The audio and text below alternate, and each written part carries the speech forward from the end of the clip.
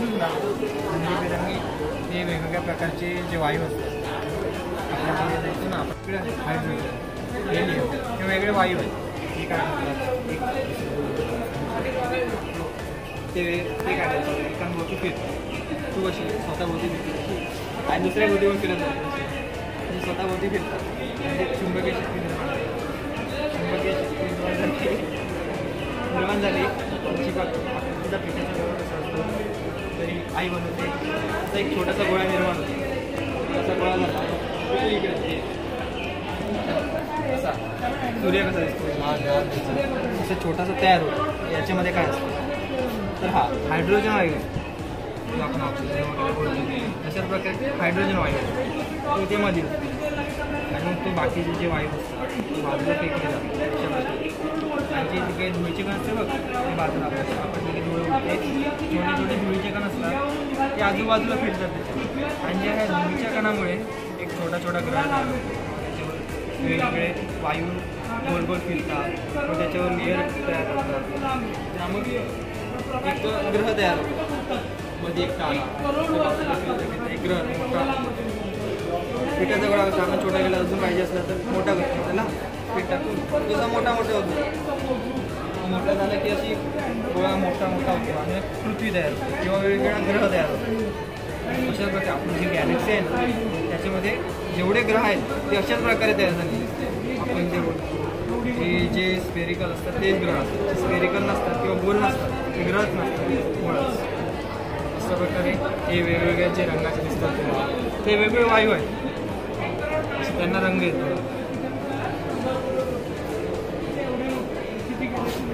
आपण आहे ना आपण एका गॅलेक्सीमध्ये राहतो गॅलेक्सीमध्ये काय आपल्याला आकाशगंगा माहीत होतं ग्रह शिकवलेले की मध्ये सूर्य असतो पृथ्वी माहीत असेल ना मंगळ वगैरे ग्रह त्याच्यामध्ये ना ते एका गॅलेक्सीमध्ये एक छोटासा इथे सूर्य असेल ना त्याच्याभोवती आपले सगळे तारे फिरतात त्याच्याशिवाय आपला एक मोठा तारा असतो आणि त्याच्याभोवती जे वेगवेगळे सूर्य फिरतात ना त्यांना एक गॅलेक्सी म्हणतात आपली जी गॅलेक्सी तिचं नाव आहे मिल्की वे गॅलेक्सी तिच्या बाजूला आहे तिचं नाव अँड्रोमेडा गॅलेक्सी ही आपण रात्री आकाशात बघितलं ना तर ती आपल्याला दिसते असे ना वेगवेगळ्या गॅलेक्सीज एकत्र येतात ना त्याचा एक ग्रुप होतो त्याला सुपर क्लस्टर म्हणतात ही जी मोठी दिसते तुला भरपूर तारे ती जर आपण सुपर क्लस्टर बघितलं तर छोटीशी दिसते बरोबर आता आपण कसं तू एखाद्या बिल्डिंगच्या खाली उभी असेल तुला समोर माणूस दिसतो पण तेच तू बिल्डिंगवर गेलीस किंवा 10 माळ्याची बिल्डिंग आहे वर गेलीस तर छोटासा डॉट दिसतो ना माणूस म्हणजे तशी इथे मोठी दिसते म्हणजे सुपर क्लस्टरमध्ये गेलीस की छोटासा दिसतो त्याच्या पुढे मेगा क्लस्टर होतो म्हणजे अजून असे क्लस्टर्स एकत्र येतात आता समज तू 10 माळ्याची बिल्डिंग आहे तू 100 माळ्याची बिल्डिंगवर गेलीस तुला एवढंसं पण नाही माणूस म्हणजे तुला 10-12 माणसांचा ग्रुप असेल तो म्हणजे एक डॉट दिसेल असा इथे छोटासा डॉट आहे ना ती म्हणजे अख्खी गॅलेक्सी आहे ती सगळं मिळून एक छोटासा डॉट बनवते एवढंच छोटंसं आहे कळलं आता आपण एलियन माहीत असतील किंवा पिक्चरमध्ये किंवा कार्टूनमध्ये बघितलं असेल एलियन असतात आता आपण एलियन शोधण्यासाठी वेगवेगळे ग्रह शोधतो वेगवेगळे ग्रह असतात ना ते कसं असतात सूर्यापासून जर का बरोबर ठराविक अंतरावरती आपली पृथ्वी आहे कितवा ग्रह आहे 3रा ग्रह आहे ना आपला पृथ्वी तर त्याच्या जर जवळ असताना माणसं जळून गेली असते लांब असतं तर सगळ्याचा बर्फ झाला असता म्हणजे तिच्या आहोत आपण जिवंत आहोत की नाही बरोबर आपण असे ग्रह शोधतो कशासाठी एलियन आहेत की नाही बघायला आपल्याला अजूनपर्यंत एलियन सापडलेलं नाही पण असू शकत नाही तसं नाही कारण बघ हा डॉट म्हणजे ती एवढी मोठी गॅलेक्सी बरोबर आणि प्रत्येक गॅलेक्सीमध्ये करोडो ग्रह आहेत म्हणजे प्रत्येक ग्रह चेक करायला किती वेळ लागेल आता तुला सांगितलं एवढा मोठा बॉक्स दिला त्याच्यात भात आहे आणि तुला प्रत्येक त्याच्या भाताचं एक शीट उचलून चेक करायचं तर किती वेळ लागेल भरपूर वेळ लागेल ना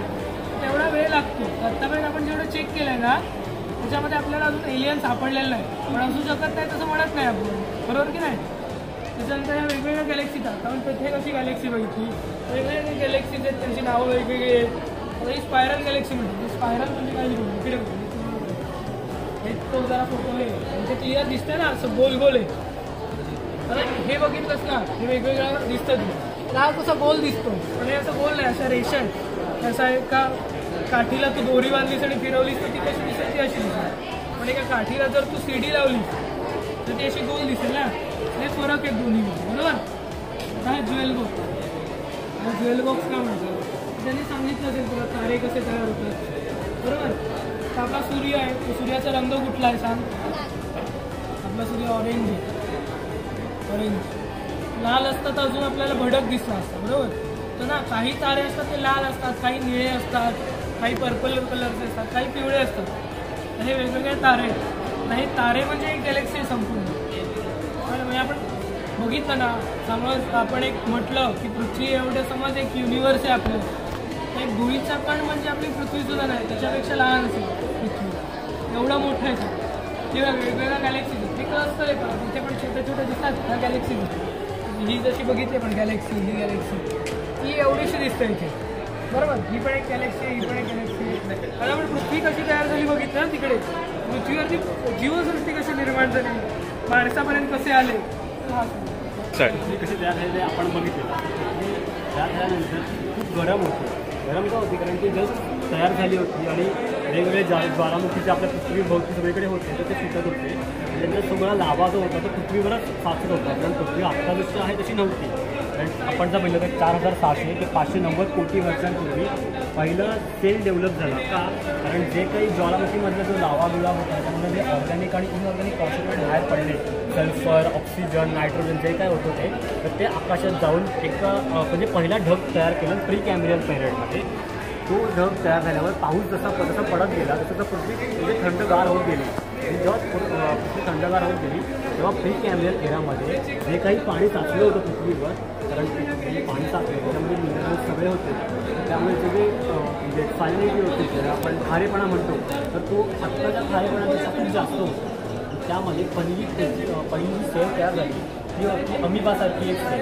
म्हणजे स्वतःला एवढं डेव्हलप केलं की ती मायटॉसिस मिओसिस करून त्यासारख्या अनेक सेल तयार केल्या. आणि हा जो प्री कॅम्ब्रियन पिरियड होता, या प्री कॅम्ब्रियन पिरियडमध्ये हे जे कॅम्ब्रियन पिरियड जो पहिला जो एक पिरियडमधला पहिला पिरियड आहे किंवा पहिला एरा आहे त्यामधला पहिला पिरियड कॅम्ब्रियन पिरियड आहे. त्याच्यामध्ये जे प्राणी होते त्यांचे जे पूर्वज होते त्यांचं निर्मिती इकडे झाली होती. मग इकडे निर्मिती झाल्यावर ते कॅम्ब्रियन पिरियडमध्ये असे डेव्हलप झाले आणि ह्यांची डेव्हलपमेंट पुढे गेली ट्रायलोबाईटपर्यंत. ऑफनिबिया आहे त्याला ट्रायलोबाईटचा पूर्वज म्हणतात, कारण तुझी बॉडी पण त्यासाठी सेम होती, सिमिलर होती आणि तुझं जे शेल होतं ते असं होतं की ते थंडगार वातावरण पण व्यवस्थित झेलू शकत होतं. तर हे झालं कॅम्ब्रियन एरामध्ये. इव्हन कॅम्ब्रियन एरामध्ये जे काही इनव्हर्टिब्रेट्स आहेत ज्यांना पाठीचा काणा वगैरे नाही आहे ते ॲनिमल्स पण आपण आत्ताच्या काळात पण बघू शकतो, कारण ते मास एक्सटेन्शनपासून वाचले. म्हणजे जो कॅम्ब्रियन एरा आहे 590 कोटी वर्षांपूर्वीचं तिथून जे वाचले ते आत्ता 2 कोटी वर्षांपूर्वीपर्यंत जे वाचत राहिले ते आत्ता पण आपण बघू शकतो. ओके, तर कॅम्ब्रियन पिरियड आणि ऑर्डोवियन पिरियडमध्ये परत असं एक काळ आला की इकडे जे राहणारे होते ते काही मेले का, कारण जे फिट होणार होते जे या वातावरणामध्ये तेच फक्त जिवंत राहिले. आणि जे ऑर्डोविशियन पिरियडमध्ये जिवंत राहिले ते स्वतःला असं डेव्हलप केलं की ते स्वतःला डिफेन्स करू शकतात एका शेलमध्ये आत जाऊन आणि बाहेर येऊन अटॅकही करू शकतात. पण त्यांच्याकडे टेंटेकल होते ऑक्टोपससारखे, म्हणजे पकडून ते खात होते. तर हे जे काही ॲनिमल्स आहेत तिथे त्यांना आत्ताच्या माशांचे किंवा जे काही क्रस्टेशियन्स आहेत कुर्ल्या वेगळ्या असे आपण म्हणतो गुगल्स आहेत त्यांचे पूर्वज मानू शकतो आपण, कारण त्यांची जी बॉडी टाईप आहे आतमध्ये त्यांचे काटे वगैरे कसे आहेत ते सगळे आत्ताच्या माशांबरोबर सिमिलर आहेत. आता मी असं म्हटलं की मास एक्सटेन्शन झालं तर प्रत्येक स्टेजलाच झालं मास एक्सटेन्शन, टर्शरी आणि कॉटोनिक पिरियडपर्यंत, सिल्युरियन एरापर्यंत. आता सिल्युरियन एराचं टेम्परेचर कसं होतं म्हणजे एव्होल्युशन असं होतं की टेम्परेचर वाढलं होतं. म्हणजे आत्ता जसं आपलं टेम्परेचर आहे ना तर त्याप्रमाणे टेम्परेचर होतं, कारण जसं जसं पाऊस कमी होत गेला तसं टेम्परेचर वाढत चाललं, सनलाईट जास्त आली. आणि आपल्याला माहिती आहे की झाडांना वाढायला सनलाईट आणि हीट जास्त लागते. समुद्रातले पाण्यात फुलांचं किंवा झाडांचं प्रमाण पण सेमच आहे. सो ते जसे वाढत गेले, इव्हन जे आपण आता कोरल शिंपल्या म्हणतो ना त्याचं प्रमाण पण असंच वाढत गेलं ह्या पिरियडमध्ये. आणि ह्या पिरियडमध्ये इव्हॉल्युशन केलं आणि ते माशांनी जास्त, कारण सिल्युरियन पिरियडनंतर येतो रिव्होनियन पिरियड. आणि रिव्होनियन पिरियडमध्ये काय झालं, इकडे जे मासे होते जे फीड होते त्यांनी हवेत श्वास घ्यायला सुरुवात केली अजून आणि ते जमिनीवर येण्याचा प्रयत्न केला. तर तिथे लंग्सेस आहेत. आता हा पाण्यातला प्रवास इथपर्यंत संपतो. आता इथून जमिनीवरचा प्रवास कसा आला ते तुम्हाला काही सांगतो.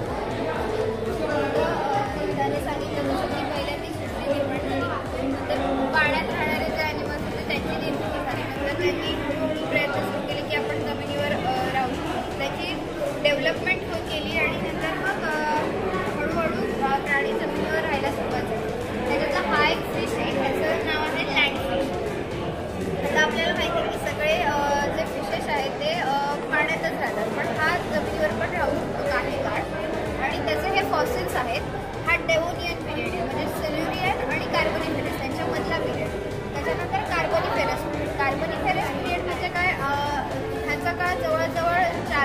कमी वर्षापूर्वीचे हे सगळे ॲनिमल्स आहेत. तर कार्बनिफेरस म्हणजे काय? कार्बन आणि फेरस म्हणजे आयर्न, हिमोग्लोबिन जे आपल्या ब्लडमध्ये असतं ते. आपल्याला माहिती आहे की फिशेसमध्ये मांसल भाग जास्त असल्यामुळे त्याच्यामध्ये रक्ताचं प्रमाण कमी असतं आणि मांसाचं प्रमाण जास्त असतं. आणि तसंच हे कार्बनिफेरस ॲनिमल म्हणजे काय? ह्याच्यामध्ये आता आपले जे रेग्युलर प्राणी असतात ज्याच्यामध्ये रक्त आपण बघतो तसं हे ॲनिमल्स पुढे डेव्हलप व्हायला सुरुवात झाली. आणि नंतर मग त्याच्यामध्ये आपण क्रोकोडाईल, स्कॉर्पिओ, त्याचं नाव आहे सायनोडायनोसॉरस, असे ॲनिमल्स निर्माण झाले की जे ॲम्फिबियन म्हणजे ते पाण्यात पण राहू शकतात आणि जमिनीत, जसं की आपल्याला माहिती आहे मगर पाण्यात पण राहतात. त्याच्या पुढची स्टेज आली पर्मियन. पर्मियन हा एक रशियन वर्ड आहे, त्याचं मराठी मिनिंग आहे सरळ नसलेला किंवा वाकडा असा. आता आपण हे सगळे ॲनिमल्स बघू शकतो. याचं जे बॉडी स्ट्रक्चर आहे ते पूर्ण सरळ नाही, ते थोडं वाकडं आहे. जसं की आपण हे स्केलेटनमध्ये आपण बघू शकतो की पूर्ण सरळ अशी त्याची बॉडी नाही आहे. त्याच्यामध्ये आता हा सायनोडॉट आहे, लिझार्ड आहे, असे वेगवेगळे प्राणी निर्माण झाले की जे आपण कार्बनिफेरस पण पूर्ण म्हणू शकत नाही आणि ते डायनासॉर्सच्या मधले पण नव्हते. डायनासॉर्सच्या आधीची स्टेज होती ते हे पर्मियन आहे. त्याच्यानंतर मग पुढे डायनासॉर्स निर्माण झाले. त्याच्यात माहिती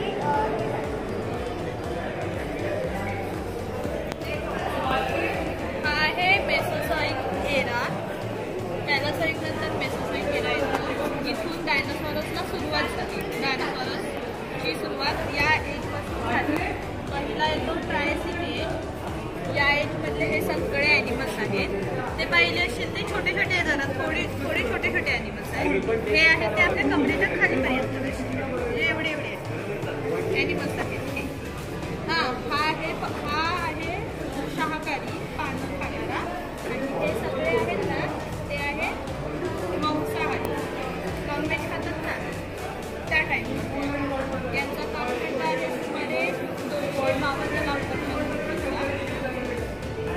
त्याच्यानंतर येतं Jurassic age. Jurassic world picture माहिती आहे? Jurassic park. त्याच्यातले हे सगळे ॲनिमल्स आहेत.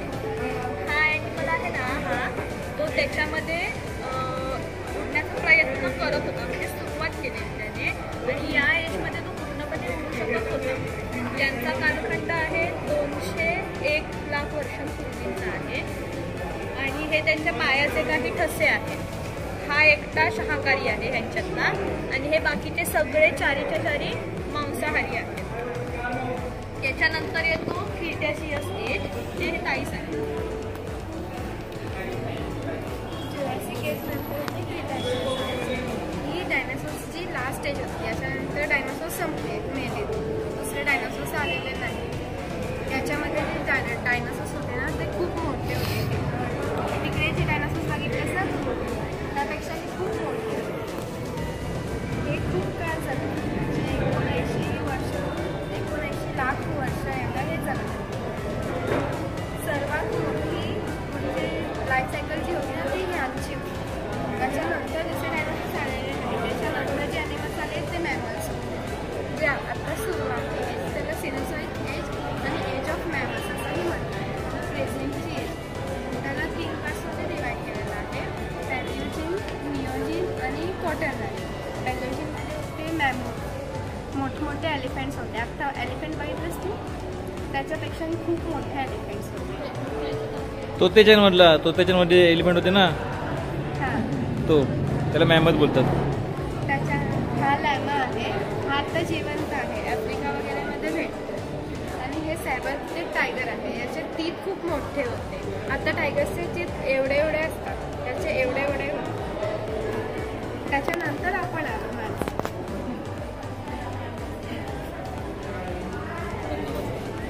माझं नाव प्रणव चव्हाण. मी किती आहेस? ओके. तुम्हाला माझ्याकडे पहिला चार्ट मँग्रोव्हचा असल्यामुळे तुम्हाला मँग्रोव्हबद्दल मी थोडंसं सांगतो. मँग्रोव्हज हे अशी झाडे आहेत की आपल्याला आंब्या किंवा फणसांच्या झाडांसारखी सगळीकडे नाही सापडतात. जी फक्त समुद्राच्या किनारपट्टीत स्पेशली जिकडे खाडीचं आणि दलदलीचं जिकडे पाणी असतं ना तिथे आपल्याला हे सापडतं. हां, तिथे त्यांचं काम असं असतं मॅम की जर पाण्याचा प्रभाव किंवा पाण्याच्या ज्या लाटी असतात मध्ये सुनामीच्या असो नाही तर भरतीच्या असो ते रोखण्याचं काम करतात, म्हणजे अपोज करण्याचं काम करतात. तर त्यांच्या त्या कामांमुळे काय होतं, आपल्यासाठी जे जमिनीवर राहणारे जीव आहेत किंवा प्राणी आहेत त्यांचे जीव हे बऱ्यापैकी वाचवतात. मॅम पाण्याच्या प्रभावाला एका माणसाची पिढीसुद्धा रोखू नाही शकत, तेवढे हे करतात. म्हणून जर कधी तुम्ही समुद्रावर किंवा बीचवरती गेलात तर ही झाडं लाताळू नका किंवा त्यांना कापू नका. माझ्याकडे आता मेन विषय ज्वालामुखींचा आहे. तर ज्वालामुखींचं मी तुम्हाला एक सांगतो की आपल्याला असं वाटत असेल की फक्त ज्वालामुखी फक्त जमिनीवरच असतात, पण ते जमिनीवर असतात असते, पण एका बर्फाच्या डोंगरातही असू शकतात, एका समुद्राच्या किनारपट्टीतही असू शकतात. आणि अभ्यास असं म्हणतं की जमिनीपेक्षा जास्त पाण्याच्या आतमध्ये किंवा समुद्राच्या आतमध्ये जास्त असतं. आता ज्वालामुखी काम कशी करते, जेव्हा ती लावा उठते तो लावा बाहेर येतो पडतो आणि जेव्हा तो सुकतो ना तेव्हा त्याचा खडक तयार होतो. त्या खडकाला आपण इग्निशियस रॉक इंग्लिशमध्ये म्हणतो.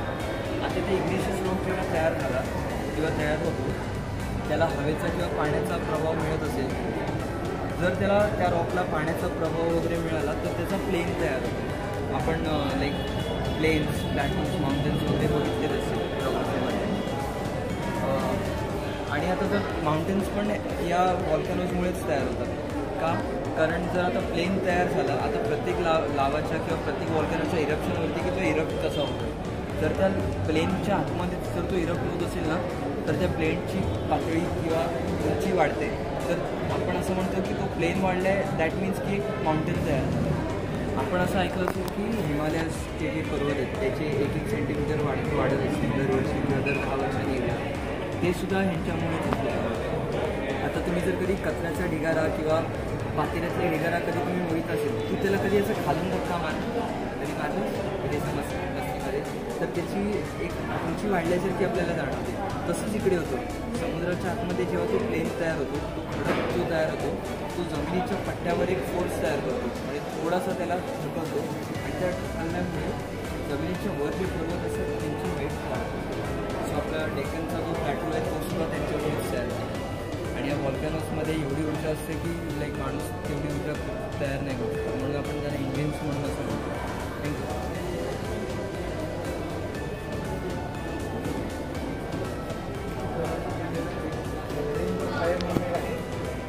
जिथे आता जगातले 75% सक्रिय ज्वालामुखी अजून ह्या प्रदेशामध्ये आहेत. जगातले जे ज्वालामुखी आहेत त्यातला 75% भाग हा ह्या रेनबो फायर जपानमध्ये वगैरे सारखे फुटून पोहत असतात. तर त्या बेटाखाली ॲक्च्युली ज्वालामुखी अजून सक्रिय आहे, त्याच्यामुळे तिथे भूकंप होत असतात. आणि ही एक प्लेट्स आहे, म्हणजे जगातल्या प्लेट्स बनलेले आहे की ज्या सतत सरकत असतात. एक पॅसिफिक प्लेट आहे, हा पॅसिफिक समुद्र आहे.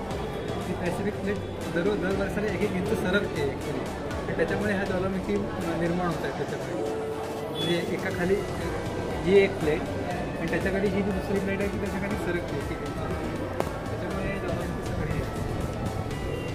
ही खारफुटी जेवण आहे हे आपल्याला जवळचा भाग आहे.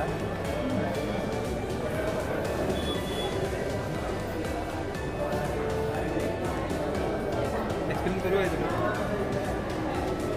खारफुटीची होणं आपल्याला खाडीच्या प्रदेशात आढळतात किंवा समुद्राच्या भरती ओळखी ज्या भागात असते त्या प्रदेशांमध्ये ही खारफुटीची वनं आढळतात.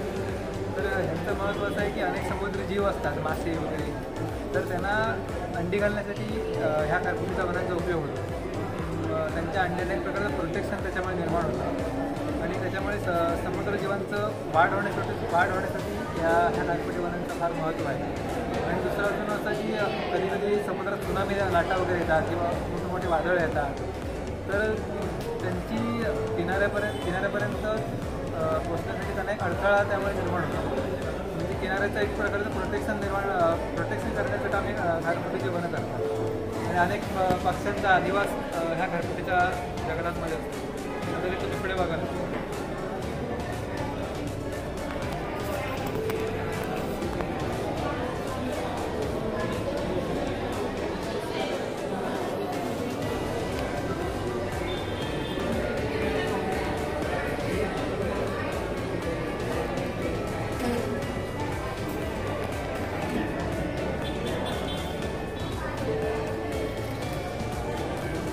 पांढऱ्या जागी सापडणारे पक्षी आपल्याकडे पाणकवळं म्हटलं जातं आणि ह्याला पाणकोंबडी म्हटलं जातं. या दोघांचं वैशिष्ट्य असं की ते उडूही शकतात आणि पोहूही शकतात.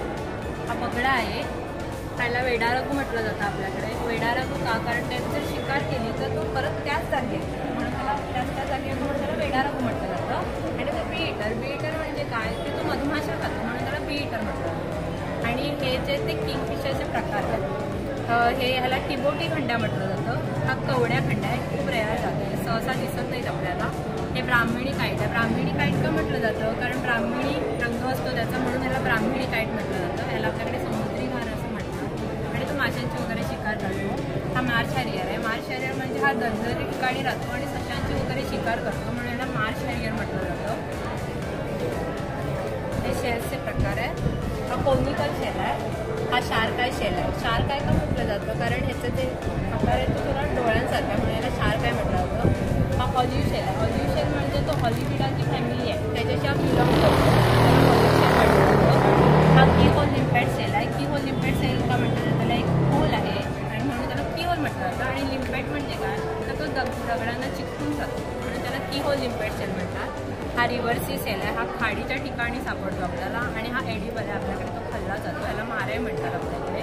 हे मँग्रोव्हचं फ्लॉवर आहे. हे त्याचे सीड्स आहेत, हे पाण्यात पडतात, ते वाहून एका चिखलात जाऊन ते वाहले जातात, पण त्याच्यापासून ती मुळं वगैरे प्रोड्यूस होऊन हे मँग्रोव्हचं रूट आहे. हे पाण्याच्या वरती असतं. पाण्याच्या वरती का असतं? कारण त्याला ब्रिथिंगसाठी उपयोगी पडतं ते, आणि त्याच्यावर छोटे छोटे पोर्स असतात. आणि हे जंगल कॅट आहे.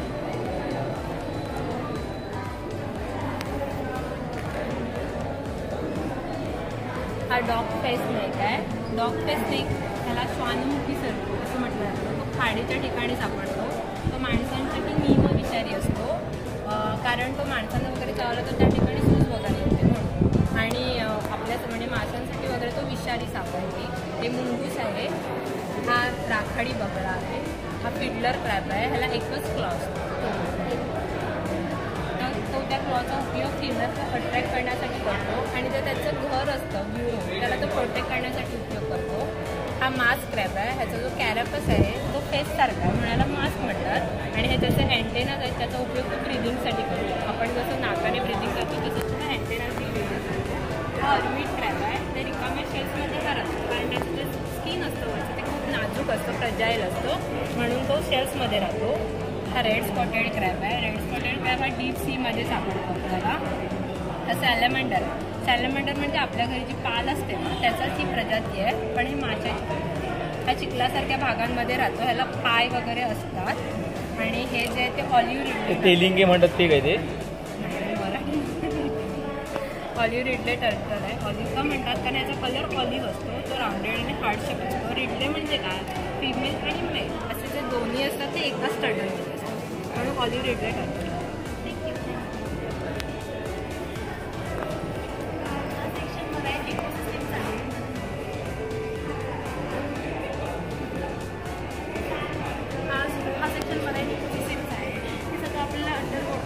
एकदम डीपमध्ये बघायला गेलं हे सगळे कोरल्स आहेत. कोरल्समध्ये माहिती का तुला काय असतं? शंख शिंपले म्हणजे ना काय असतात ते शंख शिंपले बघितले तर ते हे आहेत.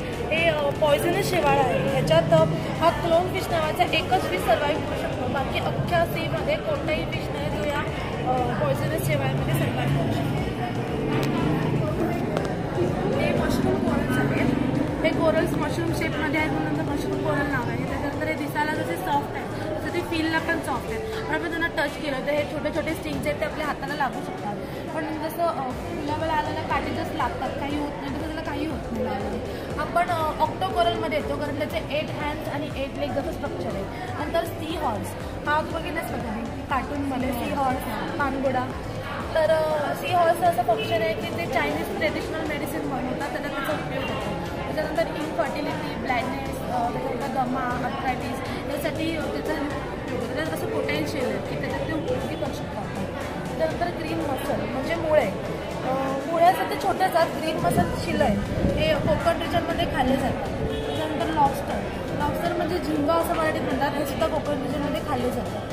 त्याचं नाव ब्लू बँडेड हर्मी, त्याचा ब्लू बँड इथे आहे तर त्याचं नाव ब्लू बँडेड हर्मी असतं. नंतर हा एक हायड्रोझोवा नावाचा प्राणी आहे जो इकडून तिकडून मूव्ह करू शकतो. हा ब्ल्यू बटन जेलीफिश. हे जेलीफिश मध्यंतरी रत्नागिरीत खूप आढळलेले, आऱ्यावाऱ्यात, गणपतीपुळ्यात. त्यांचं फंक्शन असं आहे की जे ब्ल्यू कलरचं एन्झाईम आहे तर आपण त्यांना हात लावला तर ते सिक्रेट करतात, ते पॉयझनस एन्झाईम आहे. त्याच्यानंतर कटलफिश म्हणजे म्हाकलं. पण हे कटलफिश आहेत ते खाल्ले जात नाहीत. आपण जे खातो ते प्युअर व्हाईट असतात. हे आहेत ब्ल्यूइश ब्लॅक असे आहेत. ह्याच्यापासून आपण इंक प्रोड्यूस करतो. त्याच्यानंतर हा स्टारफिश आहे. डॉल्फिन बघितलंच नाही मॅम नाही बघितलं डॉल्फिन रत्नागिरीत आलं चित्रात बघितलंच का? त्याच्यानंतर हा पण स्टारफिश आहे. पण अगं अनन्या, आपण डॉल्फिन नाही बघितले राणीच्या बागेत, छोटे छोटे ते असे होते बघ. हा स्टिंगरे नाही, ते कोण होते राणीच्या बागेत? पेंग्विन होते ते. सॉरी, स्टिंगरे म्हणजे स्कुबा डायव्हिंगला कधी गेलीच नाही आम्ही असं बघितलं नाही. एकदम लांब पॉट स्टिंग सोडतो आणि त्याचे स्टिंग इतक्या अनुकूल आहेत की माणूस जागच्या जागी डेथ पण होऊ शकतो. ही ना ती काय म्हणतात त्याला, ते मराठी नाव मला पण माहिती नाही, पण हा स्टिंगरे वाघळी बरोबर.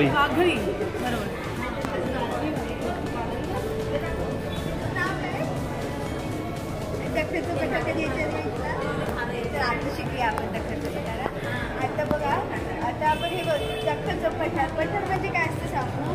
असं सलग जमीन, आपण राऊंड कसं बघतो सलग जमीन असते तिथे, तसं तर पठार म्हणजे काय, सलग जमिनीचा भाग. आता तू इथे फोटोमध्ये बघशीलच जमिनीचा भाग तो कसा सलग आहे. तिकडे झाडं ना थोडीच आहेत. आपल्याकडे पण खूप झाडं असतात, इथे बघ कमी झाडं आहेत. आणि इथे ना गवत पसरलेलं आहे. आपल्याकडे एवढं गवत नसतं, बघितलंस ना तू, इथे गवत असतं. आपण असं काही ग्रासकाकडे कापून टाकतो, तर तिकडे सगळीकडेच असतं. तर ना तिकडची झाडं बघशील ना तिकडं तर सगळी छोटी आहेत. आपल्याकडे कशी उंच मोठी झाडं असतात, तिकडे नाही, तिकडे छोटी झाडं. आता ते कशामुळे, आता तिकडे ना पाऊस कमी पडतो. आता बघ तुझी मम्मी सांगत असेल दूध पी, फळं खा, भाज्या खा, म्हणजे तू हाईट होणार, तू पॉवरफुल होणार सांगते ना मम्मी. तर त्यांचं सुद्धा तसंच झालं. त्यांचं काय आलं की जी माती असते ना, त्याचं खाणं म्हणजे काय झाडांचं, ते मातीमध्ये जे असतात ना मिनरल्स असतात, मातीमध्ये काय असतात ते मिनरल्स ते खातात. आणि पाणी हे त्यांचं खाऊ असतात. पण काय झालं तिकडे ना मातीत खाऊच नाही. मग ते खाऊ भेटली नाही, मग हाईट कशी वाढणार. मम्मीने सांगितलं ना तुला, मग त्याची खाऊ भेटत नाही, पाणी भेटत नाही, त्यामुळे तिची हाईट वाढत नाही, त्यामुळे ती छोटी असतात. आणि मेन म्हणजे काय सांगू, ती जमीन आहे ना उंचावर आहे. आपली जमीन कशी होती, तो पठार आहे ना, तो असा उंच भाग आहे. उंच भाग आहे ना, त्याच्यामुळे सूर्य आपल्यापासून लांब आहेत. चंद्र हे सूर्याची किरणं असतात ना, त्याच्या डायरेक्ट येतात. आता बघ तुमच्या खालच्या फ्लोअरवर जर समजा तुमचं घर असेल तर तिथे सूर्यप्रकाश जास्त येत नाही, कारण वर अडतो ना वरच्या फ्लोअरवर वळून. पण तू जर टेरेसवर गेली तर सूर्यप्रकाश खूप येतो तिथे, म्हणजे लाईट खूप असते. तसे ते उंचावर आहे, त्यामुळे तिथे लाईट खूप असते. आणि ते झाडांचं अन्न काय असतं, लाईट. मग त्याला भेटतं आहे ना, त्यामुळे त्याला ते त्यांची हाईट करून दिलं कळलं ना. आता तिला बघितलं आता आपण माझ्या मुलीला आलं पाहिजे होतं. ते गवत असतं, तू बघितलंस का गवतावर छोटे कीटकाणी असतात, छोटे हां. मग ते खातं कोणत्या कीटकांना माहिती आहे तुला? कोण पक्षी खातात. ते पक्षी असतात ना, हे छोटे हे पक्षी आहेत ना, ते त्यांना खातात. आता मग हा आहे ना, ह्याला तुरेवाला, ते डोक्यात तुरा दिसतोय कसा दिसतोय ना, बघ तुरा.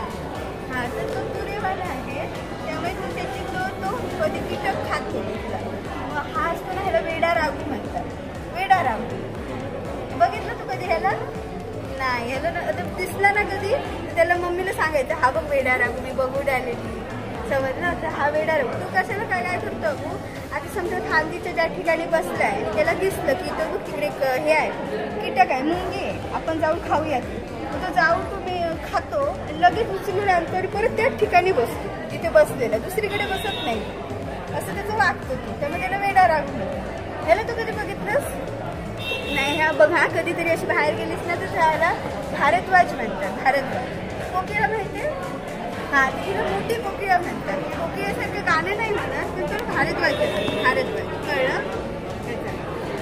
ससाना माहिती आहे? ससाना मम्मीने गोष्ट सांगतो. ससानाची गोष्ट होती, तो राजा होता, तो मांडीचं खाऊन काढून दिलं त्याला. हा एक ससाना आहे. ससाना तो कीटक म्हणजे नॉनव्हेज खातो. की फॅन कसं आहे ना गळ्याकडे सरड्याला फॅन कसं आहे, त्याला ना फॅन लिझर्ड म्हणतात. लिझर्ड म्हणजे तो सरडा कळलं. त्याला फॅन कसं आहे बघ, भारी दिसतो ना रंगीबिरंगी असं. हे पण फुलांवर बसायला. या आता पुढे बघूया. आता बघ तू बघशील तर झाडं पक्षी कुठे राहतात तुला माहिती आहे? घरट्यात, म्हणजे झाडाच्या वर घरट्यात राहतात हो ना. तर हा उलटच वागतो. हा उलटच वागतो. तू काय करतो सांगू? झाडावर नाही राहत, जमिनीवर राहतो. हो बघ ह्याच्यातही बघ फोटो दिसतो, जमिनीवर बसतात. त्याला ना मातीत खेळायला आवडतं, समजलं? तर तो ना असं जमिनीवर राहतो, त्याला सँडग्रुज म्हणतात. कळलं? हे बघ ह्याला हा छोटा पक्षी येतो छोटूला. आता हा आहे ना त्याला तनमोर म्हणतात. तनमोर आणि माडो ह्याचे लोक काय करतात सांगू? त्यांना मारतात आणि त्याचं मांस असतं ना, ते आपण चिकन कसं खातो तसं त्यांचं चिकन लोक ना त्याचं मांस ना विकतात आणि खातात. त्यामुळे ते जास्त प्रमाणात मरतात ना, त्यामुळे आता ते कमी होत चाललं दिवसेंदिवस. आता सरकारने ते वाचवायला पाहिजेत ना, सगळे मेले तर कसं झाले, सगळ्यांना वाचवायला पाहिजे. म्हणून गव्हर्नमेंट काय करते, त्यांना वाचवायचा प्रयत्न करते. तुम्ही साप बघितले कधी? हे बघ ह्याला म्हणतात दुतोंडा. हा विषारी नसतो. दुतोंडा कशाला म्हणतात? दुतोंडा म्हणजे मराठीत अर्थ माहिती आहे, दोन तोंड दुतोंड दोन्ही बाजूला. हा पण इथे ना त्याला खरं तर काय असतं सांगू, त्याला एकच तोंड असतं. असायला एकच तोंड असतं ना, ह्याला पण हे एकच तोंड असतं आणि ही त्याची शेफ्टी असते. पण ते बघ सेम दिसते तुला, असं फरक नाही कळते, वाटतं की दोन्ही त्याची तोंडच आहे. त्यामुळे ह्याला म्हणतात दुतोंडा. कळलं? म्हणजे दोन तोंड वाटतात, पण नाही आहे ना तशी. तुला कोणी विचारलं फ्रेंडने की त्याला दोन तोंड आहेत का, काय म्हणणार? नाही. कळलं? त्याला एकच तोंड असतं. ह्याला घणच म्हणतात. दिसला तू कधी आसपास? नाही. हा ना चिंकारा, ह्याचं नाव चिंकारा. हरणासारखा दिसतो बघ, तर हा चिंकारा आहे. तू कितीही दिवस पाण्याशिवाय राहू शकतो. आपल्याला बघ पाणी लागतं, पाणी प्यायला पाहिजे ना आपण. मम्मी सांगते ना पाणी प्यायला जास्त, तर ना पाणी पण हा ना खूप दिवस पाण्याशिवाय राहू शकतो. आणि हे बघ हा लांडगा, कोल्हा, हा कोल्हा. आणि मांजर बघ जंगली मांजर. आपल्याकडचं मांजर बघ वेगळं असतं ना, हे जंगली मांजर आहे, मोठं मोठं दिसतं. तेव्हा हे सगळं दख्खनच्या पठारात असतं. तुला कळलं काय कोल्हा इथे? आवडला?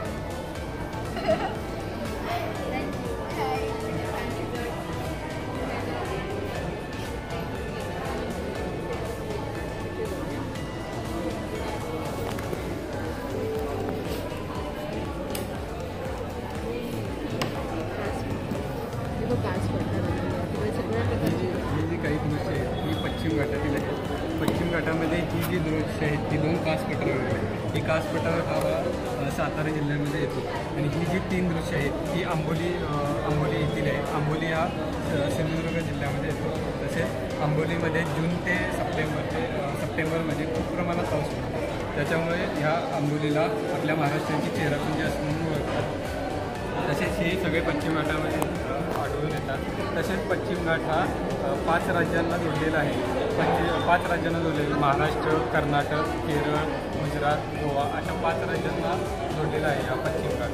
तसेच तो त्यानं भारताची आपल्या 5% जागा गाठलेली आहे. तसेच तो खूप लांब असा आहे. तो भारताच्या पूर्वेकडून पश्चिमेकडे 100 किलोमीटर अशी त्याची रुंदी आहे. तसेच तो भारताच्या दक्षिणेकडून उत्तरेकडे 1600 किलोमीटर त्याची लांबी आहे. तसेच त्या पश्चिम घाटाचे आपल्या पश्चिम महाराष्ट्राला व कोकणाला असे बरेचसे फायदे होतात. उदाहरणार्थ जे जूनमध्ये आपल्या नैऋत्य मोसमी वारे येतात भारताच्या नैऋत्येकडून, ते पश्चिम घाटामुळे अडवले जातात व त्याच्यामुळे आपल्या पश्चिम महाराष्ट्रामध्ये व कोकणामध्ये बऱ्यापैकी पाऊस पडतो. तसेच या पश्चिम घाटामध्ये ज्या 5000 अशा स्पेसीज वेगवेगळ्या सापडतात वनस्पतींच्या, त्यातील 1700 स्पेसीज असे आहेत की त्या जगात इतरत्र कुठेही सापडत नाही, त्या पश्चिम घाटामध्ये पाहायला भेटतात. तसेच हा पश्चिम घाटातील मातीचा थरा अतिशय असा बारीक स्वरूपात आहे. त्याच्या खाली जाम मातीच्या दगडाचा थर आहे. त्याच्यामुळे जरी पाऊस 2000 ते 2500 मिलीमीटर पडला तरी तिथं पावसाळ्यामध्ये जून ते सप्टेंबरच्या या दरम्यानमध्ये वेगवेगळ्या प्रकारची अशी फुलं किंवा वनस्पती असं पाहायला भेटतात. तसेच आता जगात खूप दुर्मिळ असलेली रेड लता ही अशी वनस्पतींची जात आहे. वनस्पती ती फक्त या पश्चिम घाटामध्ये पाहायला भेटते. तसेच या घाटामध्ये जे काही किंवा नवीन वनस्पती आढळतात तू तिकडे थांब सर.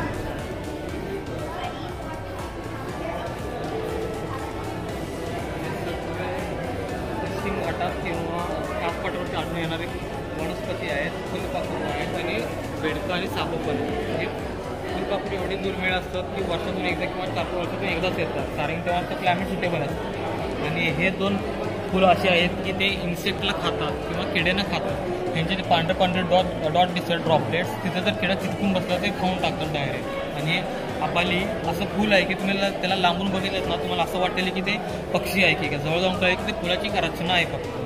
आणि हे आपल्याकडे कोकणात भेटलं जातं सहजासहजी, कारण की गणपती किंवा नागपंचमीत लावलं जातं ते. हा टूथब्रश ऑर्चिड एक फूल आहे, म्हणजे सेम टूथब्रशसारखं जे स्ट्रक्चर आहे, जे रचना आहे त्या प्रकारचं ते नाव दिलं जातं. आणि हे पाण्याच्या खाली असतं ॲज अ आल्गी म्हणून, शेवाळ म्हणून. आणि पुढे ते फुलपाखरू बघा, अटलास मॉथ. खरं म्हणजे ते फुलपाखरू नसतं, फुलपाखरूची मधली बॉडी असते ते मोठी असते आणि ते विंग्स असतात, म्हणजे पंख ते छोटे असतात. आणि मॉथमध्ये कसं असतं, मधलं बॉडी छोटे असतात, पंख मोठे असतात, जवळपास 25 सेंटीमीटर एवढे लांब असतात आणि त्याचा कलर एकदम फेंट असतो. फुलपाखरूचं डार्क असतं आणि हे पालपाखरू किंवा झाडामध्ये लपलेलं असतं. आणि हे काही फ्रॉग आहेत फक्त पश्चिम घाटात आढळून येतात. हा फ्रॉग कोयना गाव आहे तिथं आढळतो, म्हणून त्याला कोयना टोड म्हणतात. टोड आणि फ्रॉग वेगवेगळे असतात. टोडमध्ये यांची बॉडी छोटी असते आणि बॉडी मोठी असते, पाय छोटे असतात आणि हे उड्या मारत जातात. आणि हे फ्रॉग आहे, यांचं बॉडी छोटे असतात आणि पाय मोठे असतात. आणि हे फुगवलेलं स्ट्रक्चर आहे ना, ते आवाज काढताना ते फुगवले जातं. आणि हे मलबार ग्लेडिंग फ्रॉग हे आपल्या पूर्ण मलबार रिजनमध्ये आढळतं. मलबार म्हणजे गुजरात ते केरळापासून किनारपट्टी जेवढा एरिया आहे त्या एरियामध्ये आढळून येतं. आणि एक सापड ग्रीन वाईन, तो हिरवा कलरमध्ये असतो, जंगलात आणि जास्त पाण्यामध्ये आढळून येतो. तो विषारी असतो. आणि कोब्रा इंडियन नाग ते विषारीच असतं, कॉमन आहे ते. आणि हा इंडियन लेपर्ड गेको, हा खरं म्हणजे घोरपड आहे. आणि लेपर्ड नाव दिले कारण की ते येल्लो कलरवरती ब्लॅक स्पॉट असतो. आणि शिल्ड टेल, ते शिल्ड टेल म्हटलं कारण की त्या शिफ्टवर स्वतःला रक्षण करतं, कोणकोणत्या मारणार असेल तर. हा ऑलिव्ह स्नेल, हा खरा म्हणजे ऑस्ट्रेलियाचा आहे, पण काही त्याची प्रजाती आपल्या इंडियामध्ये किंवा पश्चिम घाटात सापडतात. आणि हे दोन्ही असतात, हे तिन्ही खरं म्हणजे काय पालीचे प्रकार आहेत, पण काही हे 2 सलमांडर म्हणतात, कारण की स्वतःला उष्णतामध्ये त्यांनी राहण्याची जास्त म्हणजे राहू शकतात आणि जास्त पाण्यात आढळतं. आणि दोन्ही विषारी आहेत. आणि तो एक लिझार्ड आहे, ह्याच्यावरती काटेरी असतात, स्वतःला रक्षण करतो.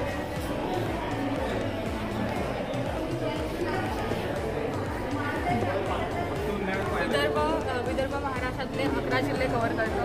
त्याच्यामध्ये येतात अकोला, नागपूर, अमरावती असे 11 जिल्हे कव्हर करतो. त्याच्यानंतर विदर्भामध्ये आढळणारी काही जंगल आहेत. ते आहे पानगळीचे जंगल आणि हे सागाचे जंगल आहे. इथे सागाचे झाड आहेत ना, हे सागाचे जंगल आहे. आणि हे पानगळीचे जंगल म्हणून आहे. आणि इथे ताडोबा अभयारण्य आहे विदर्भामध्ये. ॲनिमल म्हणजे टायगर्सना रिझर्व केलं जातं. त्यानंतर इथे काही ॲनिमल प्राणी आणि पक्षी आहेत विदर्भामध्ये आढळणारे. जसं की हा चेताळ डिअर, हा डिअर आहे तो म्हणजे मोस्टली हा वाघाची शिकार असतो, कारण हा सरळ पळतो आणि त्याची शिकार लगेच होऊ शकते, त्यामुळे हा चेताळ डिअर त्याची शिकार आहे. हा सेवेट म्हणजे कांडेचोर, रात्रीचा शिकार. हा कांडेचोर रात्रीचा शिकार करतो आणि मोस्टली झाडांवरती वगैरे असतो. त्यानंतर हा बंगाल टायगर आहे. हे मेकाक जे आहेत ना ते ग्रुपमध्ये असतात, पण त्यांच्यामध्ये एक त्यांचा किंग असतो. त्याच्यानंतर वाईल्ड डॉग्स म्हणजे रानटी कुत्रे, हे पण ग्रुपमध्ये असतात. आणि ग्राउंड एरियामध्ये ते जास्त म्हणजे मोकळ्या ठिकाणी जास्त असतात. त्याच्यानंतर निळगाय, सकाळ निळ्या कलरमध्ये असतात, त्यामुळे त्याला निळगाय बोलतात. त्याच्यानंतर सांबार्डी, हे ना हे हॉर्न्स जे आहेत हे त्यांची औषधी असतात, त्यामुळे यांची जास्त शिकार केली जाते. लंगूर हे पण ग्रुपमध्ये असतात आणि छोटे वानर असतात ते, म्हणून त्यांना म्हणतात तसं. त्यांचे बघा ते त्यांचे तोंड काळे असतात, त्यांची तोंड लाल असतात. बघ त्याच्यानंतर हे माऊस डिअर, सर्वात छोटं डिअर. आणि ह्याचं तोंड बघा मुलार ते ना, त्यामुळे याचा माऊस डिअर. त्याच्यानंतर ह्याला फॅन लिझर्ड बोलतात. त्याची एक स्पेशीज तिथे बघितलं असं कलरफुल आहे आणि हे एक दुसरी स्पेशीज आहे. मॉनिटर लिझर्ड म्हणजे घोरपड. त्यानंतर कुत्री हा साप विषारी नसतो आणि याची ओळख, ह्याचा जो मुक्त आहे ना ह्याच्यावरून त्याची ओळख केली जाते. आणि हा बँडेड क्रेन, हा साप विषारी असतो. नंतर हा रम्प्ड वल्चर म्हणजे गिधाड, जे मेलेलं आहे तेच खातो, शिकार नाही करत. वल्चर माहिती ना, मोठा असतो पक्षी, खूप मोठा. त्याच्यानंतर होको आहे ना, स्पेशालिटी काय म्हणजे हा जो वरचा पुरा आहे ना, ही स्पेशालिटी. हे बँड हा बाहेर आऊल आणि हा जंगल आऊल हे दोन आऊलचे स्पेशली खूप आवडतात. ते हा आपल्याला बऱ्याचदा दिसतो व्हाईट कलरमध्ये असतो. त्यानंतर हा इंडियन पेंट छोटा पॉट. अजून हे दोन बटरफ्लायचे स्पेशल. हा काईट बटरफ्लाय बोलतो त्याला आणि हा इंडियन. त्याच्यानंतर हे ना फायर ऑफ द फॉरेस्ट बोलतात कारण ह्याची जी फुलं आहेत ना ही ऑरेंज कलरमध्ये असतात त्याच्यामुळे ह्याला फायर ऑफ द फॉरेस्ट आग बोलतात जंगलाची. आपलं पळस असतं ना पळसाचं झाड तसं. आणि हा आहे हॉक. हॉक म्हणजे शिकारी पक्षी. हा छोटे छोटे पक्षींना म्हणजे खाऊन जगतो. त्याच्यानंतर हा आहे ना हा स्पायडर टनल स्पायडर बोलतात त्याला. छोटा असतो आणि ते जे स्वतःचं जे जाळं आहे ना ते स्वतःच्या भोवती विणतो म्हणून त्याला टनल स्पायडर असं बोलतो. हा चिपका विणतो. त्याच्यानंतर म्हणजे मोठी उडी मारतो. अजून हा ह्याला ईगल आऊल असं बोलतात. तो उडी मारली की चिपटून बसतो. हां चिपकून बसतो त्याच्याकडे लांब राहायचं. थँक्यू.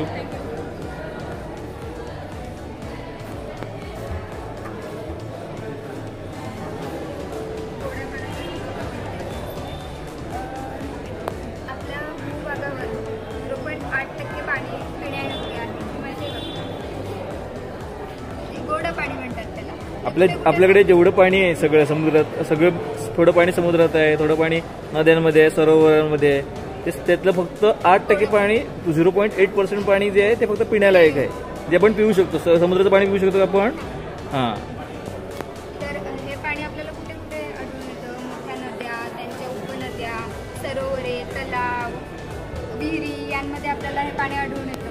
आणि या पाणलोटेच्या जागेत ज्या वनस्पती असतात ना त्या वनस्पतींमध्ये मासे उभयचर आणि कवचधारी प्राणी यांच्या वेगवेगळ्या प्रजाती इथे आपल्याला आढळून येतात. आणि या गोड्या पाण्याच्या ठिकाणी ना स्थलांतरित होणारे पक्षी असतात ना ते येतात विशिष्ट हंगामात. त्यांचा जेव्हा तो काळ असतो ना त्या काळात ते इथे येतात.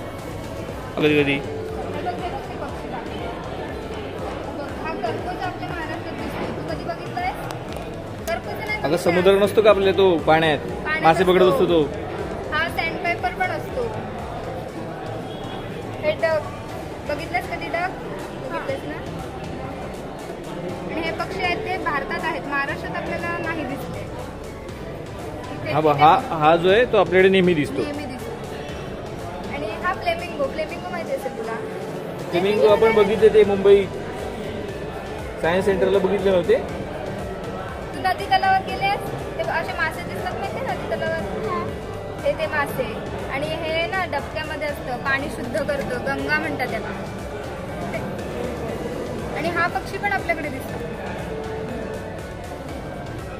हे साप हे पाण्याच्या ठिकाणी का असतात तर त्यांना तापमान सहन नाही होत म्हणून ते पाण्याच्या ठिकाणी असतात. ते विषारी नसतात. पाण्याच्या ठिकाणी जे साप असतात ते विषारी नसतात. ही मगर आहे ना ती आपल्याकडे कोकणात वाशिष्ठी नदी आहे माहिती आहे? त्या नदीत आपल्याला हे मगर आढळून येतात. कधी कधी बातम्यांना दाखवतात बघा मगर. तुला सांगितलं ना चिपमोडातून मला खेडच्या नदीत मगरी आहे. त्या या मगरी ही भिंगरी. ही भिंगरी. आणि हे खेकडे गोड्या पाण्यातले खेकडे. मी कोलंबी माहिती आहे? गोड्या पाण्यात पण असतात. ह्याच्यात 2000 पेक्षा जास्त जाती असतात म्हणजे पूर्ण जगभरात खाऱ्या आणि गोड्या पाण्यात. थँक्यू. पश्चिम घाट गुजरातपासून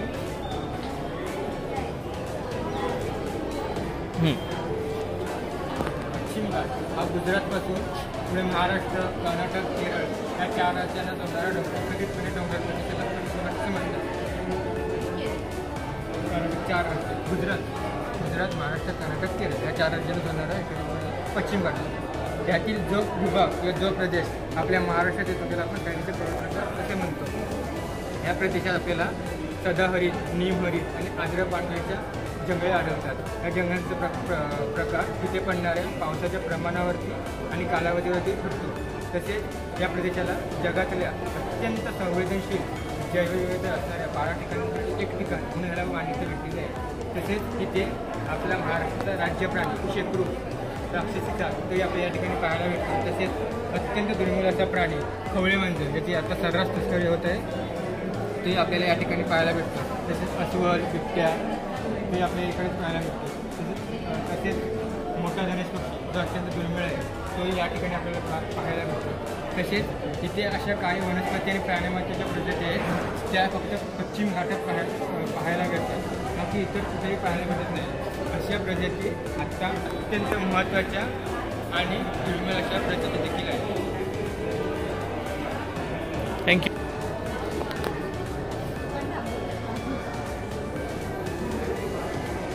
बोला.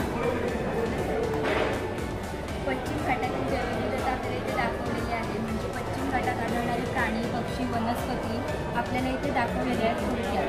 मृग नक्षत्र म्हणजे जेव्हा पावसाला सुरुवात होते तेव्हा हा कीटक बाहेर पडतो. याला मृगाचा किडा असं सुद्धा म्हटलं जातं. म्हणजे हे कीटक दिसायला लागले की असं म्हणतात की पावसाला सुरुवात झाली. त्यानंतर हा जो आहे हा आपल्याला झाडांवर दिसतो. बुरशीचा एक प्रकार आहे. त्यानंतर हा स्पायडर आहे तो आपल्याभोवती असा सापळा तयार करतो की त्याच्याकडे कीटक आकर्षित झाले पाहिजेत आणि नंतर तो त्याचा अन्न म्हणून वापर करतो. आणि हे गुंज काय माझ्याकडे आहे गुंज याचा हे परिमाण म्हणजे वजन मोजण्यासाठी सुद्धा पूर्वी याचा वापर केला जायचा. म्हणजे एवढ्या गुंज म्हणजे एवढं वजन अशासाठी सुद्धा याचा वापर केला जायचा. या बिया आहेत म्हणजे या वनस्पतीच्या बिया आहेत. ग्रामीण भाषेमध्ये याला डोळा असं सुद्धा म्हणतात. त्यानंतर हा शेकरू जो दुर्मिळ होत चालला आहे. महाराष्ट्राचा राज्य प्राणी हा दुसऱ्या कलरमध्ये सुद्धा असतो. आणि हा इथे महाबळेश्वरमधील भीमाशंकर अभयारण्यात सुद्धा आपल्याला बघायला मिळतो. आणि ही जी खार आहे ही नॉर्मली आपल्याला बघायला मिळते सगळीकडे. त्यानंतर अजगर आहे. घोरपड जिचा वापर तेल काढण्यासाठी वगैरे करतात माणसं, पण असं करू नये की प्राण्यांचा जीव घेऊ नये. म्हणजे तेच पुढे जाऊन पृथ्वीच्या ऱ्हासाची कारणं बनू शकतात. म्हणून आपण जैवविविधता टिकवली पाहिजे. त्यानंतर हा सरडा आहे जो क्लायमेटनुसार सुद्धा रंग बदलतो आणि तो आपल्या म्हणजे तापमानानुसार वगैरे रंग बदलतो. जास्त ऊन असेल तर त्याचा कलर असा लालसर होतो. त्यानंतर ह्याला मराठीमध्ये नागतोडा असं म्हणतात. हे नर्तक पक्षी, ह्याला मराठीत नर्तक पक्षी असं म्हणतात. हा आपल्याकडे नाही सापडत, पश्चिम घाटातच सापडतो. आणि हा धनेश पक्षी याच्या विविध प्रजाती आहेत पण आपल्याला इथे एक दाखवलेली आहे. आणि याला ग्रामीण भाषेमध्ये कपनार असं सुद्धा म्हटलं जातं. याचा आवाज खूप कर्कश असतो. आणि हा कुठे असतो सांग? आपल्या समोर झाडावर आपलं ते बाल्कनीतून समोरचं झाड दिसतं तिकडे 2-3 ते येतात ना. कधी कधी नारळाच्या झाडावर सुद्धा येऊन बसतात. हे नेहमीच 360 व्ह्यू आहे, 3D व्ह्यू म्हणतो ज्याला आपण. त्याची संकल्पना म्हणजे अशी की प्रोजेक्टवर जे काम करतो तर हे काम करतं. एका LED स्क्रीनवर आपण पिरॅमिड शेपमध्ये ग्लास सेट करून ब्लॅक पेपरने कव्हर केलं. ब्लॅक पेपरच का की आपल्याला आय विजनला काळोखातच चांगलं दिसतं. आणि हा आपला प्रोजेक्टर आपण मूवीमध्ये हॉलिवूड मूवीमध्ये जसं आपण बघतो एक रिफ्लेक्टर असतो. आपली एक डायग्राम आपले इंजिनियर्स लोक डायग्राम सेट करतात आणि त्याची 360 आपल्याला व्ह्यू घ्यायचा असतो तेव्हा हे खूप उपयोगात आपल्याला पडतो. थँक्यू.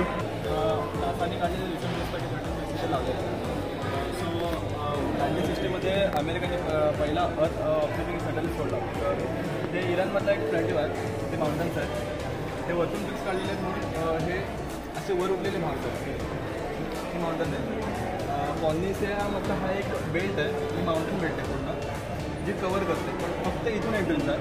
इथून वॉटरला एंट्रन्स भेटल्यामुळे हे पूर्ण हे जे आहे ते पाण्याने भरून येते. हे पॉलिनेशियामध्ये हा मेक्सिकोमधली माउंटन रेल्वे आहे. तर अशी येते आणि हा त्याचा टॉप भाग आहे. पेरू हा खूप एक प्रसिद्ध शहर आहे. त्याला प्रसिद्धी का भेटली तर ह्या लायन्समध्ये.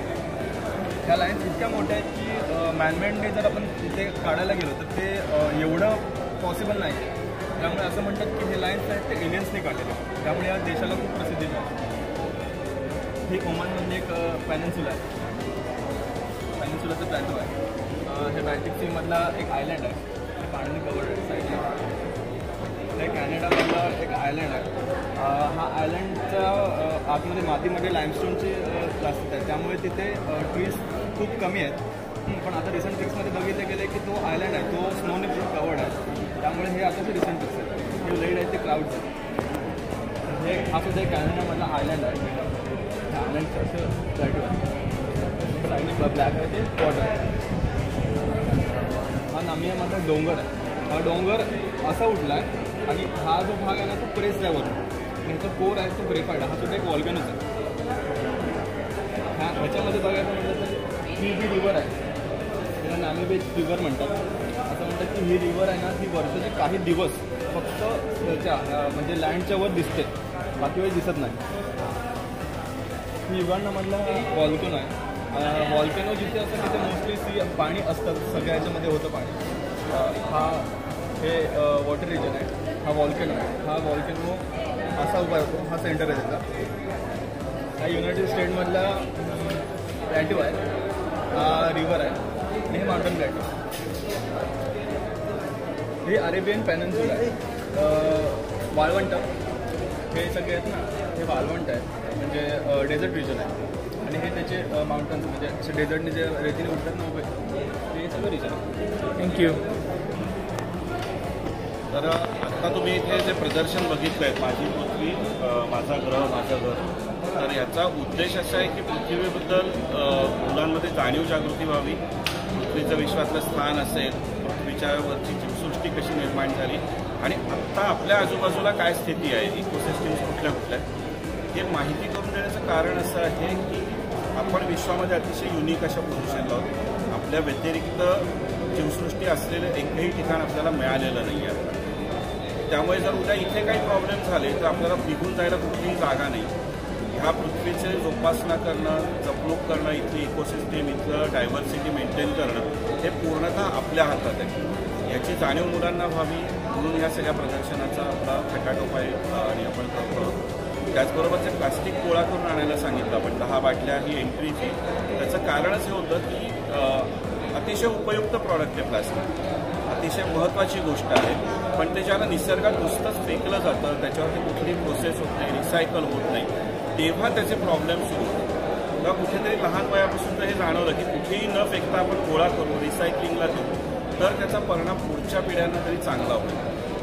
हा हेतू आपण हे प्लास्टिक गोळा करण्यामागचा घेतला आहे. तर या एकाच याच्यातनं आपण शक्यतो बघतोय की आपण कमीत कमी हानी कशी पोहोचवू शकतो निसर्गाला आणि त्याचबरोबर आपण जे देणं आहे ते परत कसं देऊ शकतो. धन्यवाद. धन्यवाद सर.